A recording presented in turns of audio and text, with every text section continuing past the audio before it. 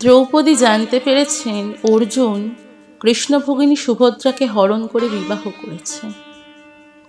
রাগে, দুঃখে এবং সর্বোপরি অপমানে স্তম্ভিত তিনি পড়ে রইলেন ইন্দ্রপ্রস্থে তার সুবিশাল কক্ষে একা।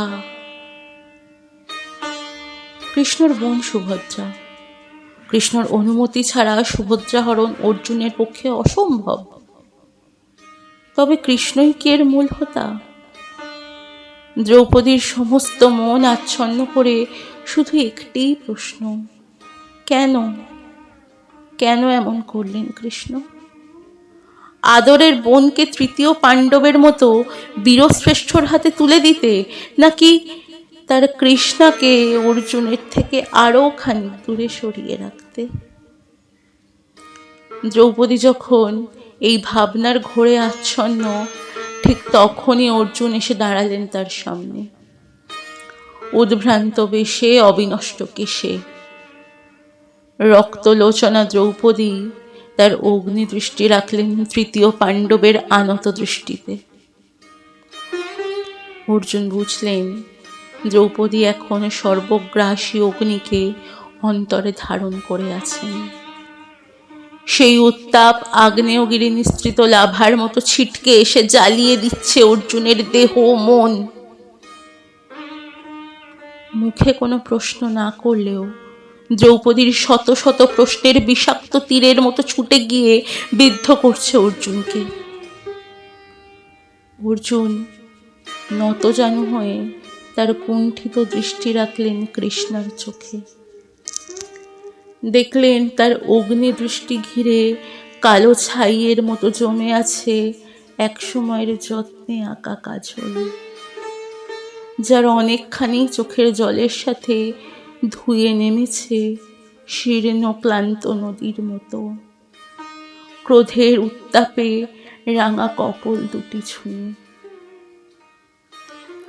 কপালে মুছে যাওয়া সিঁদুরের লাল আভায় গোধূলির অন্ধকার, সিঁথিতে মিলিয়ে থাকা একখণ্ড হীরের অলংকার ধ্রুবতারার মতো নিশ্চুপ।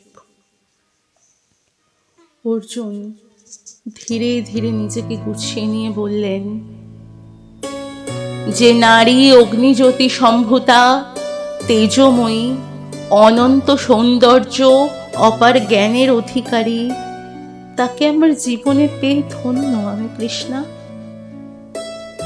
যেদিন তুমি আমায় গলায় জয়মাল্য পরিয়েছিলে, আমি তোমার অগ্নিকে আমার অন্তরে ধারণ করেছিলাম, কিন্তু দ্রৌপদী সেই অগ্নি আমায় শুধু দগ্ধ করেছে, রিক্ত করেছে, শান্তি দেয়নি এক বিন্দু।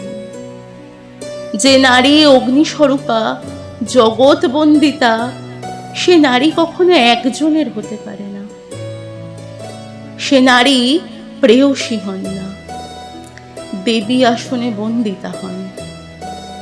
তাকে শ্রদ্ধা করা যায়, সম্ভ্রম করা যায়, ভয় করা যায়, কিন্তু কোলের কাছে টেনে দুই হাতের আলিঙ্গনে আদর করা যায় না। বক্ষ লগ্না করে রাখা যায় না আজন্মকাল। পুরুষ চায় মুগ্ধা নারী, যে প্রতি মুহূর্তে তার প্রেমিককে দেখে মুগ্ধ হবে, বিস্মিত হবে, গর্বিত হবে।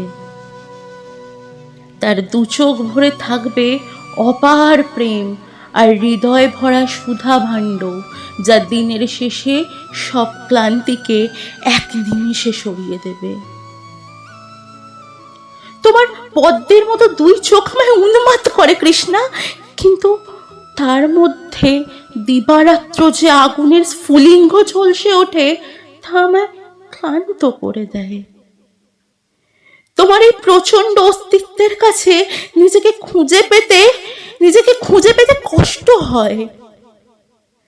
আমার শক্তি, আমার বীরত্বের কীর্তি তোমার সামনে ম্লান হয়ে যায়। তার থেকে দূরত্বেই আমার নিষ্কৃতি, আমার শান্তি। সুভদ্রা কোনোদিন দ্রৌপদী হতে পারবে না, সেটাই আমার সান্ত্বনা। এই মুগ্ধা কিশোরীর ওই না পারাই তার দিকে আমায় টেনেছে, সেখানে সে জিতে গেছে। দ্রৌপদী প্রস্তরীভূত হয়ে শুনছিলেন অর্জুনের কথা। ইচ্ছে হচ্ছিল আগুনের পাখির মতো তার নেমে আসা রক্তাম্বর আঁচল উড়িয়ে ঝাঁপিয়ে পড়ে অর্জুনের বুকে, তার আলোক্ত নখে বীরবক্ষ ছিন্ন ভিন্ন করে হৃৎপিণ্ডের কাছে গিয়ে খুঁজে দেখেন কোথায় তার বাস। অর্জুনের হৃদয়ে ঠিক ঠিক কোন অংশে থাকেন পাঞ্চালী? কি বলছেন পার্থ? যে দ্রৌপদীর মহিমা, রূপের খ্যাতি, গুণের স্তব ভারতবর্ষের মানুষের মুখে মুখে গান হয়ে গল্প হয়ে ফেরে, যাকে জয় করতে সমুদ্র হিমাচল উন্মাদ হয়ে উঠেছিল, সেই দ্রৌপদীর এমন পরাজয়, তাও এক বালিকার কাছে। দ্রৌপদী ধীরে ধীরে ক্লান্ত পায়ে অর্জুনের কাছে এসে বসে দুই হাতে বীরের অশ্রুসিক্ত মুখ তুলে ধরে বুঝে আসা স্বরে প্রশ্ন করলেন, আমি তবে কার পার্থ? আমি তবে কার? অর্জুন দ্রৌপদীর এই প্রশ্নের কোনো উত্তর খুঁজে পেল না। কিছুক্ষণ স্তব্ধ হয়ে বসে রইলেন। তারপর অপরাধীর মতো ফিরে গেলেন সুভদ্রার ঘরে। দ্রৌপদী বসে রইলেন একা নিভে আসা জ্বলন্ত অঙ্গারের মতো।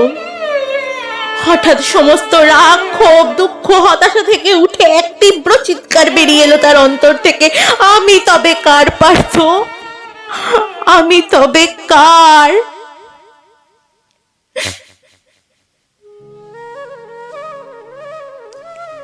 আবার সেই বাঁশির সুর, সেই কস্তুরী মৃগনাভির গন্ধ।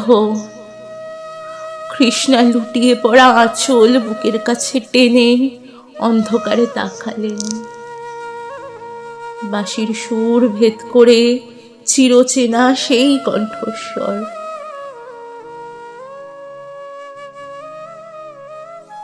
ওঠো কৃষ্ণা, ওঠো, নিজেকে সংযত করো। আয়নার সামনে গিয়ে তাকিয়ে দেখো মহাকাব্যের সেই নায়িকাকে, যার হাত ধরে এক নতুন ইতিহাস রচনা করবেন মহাকাল। কৃষ্ণা, জানো না তুমি কার? তুমি যে সর্বকালের, অসীমের, তুমি অগ্নির। আর যেই নারী অন্তরের ধন, সে যে কৃষ্ণের। তাই তুমি আমার, শুধুই আমার কৃষ্ণা।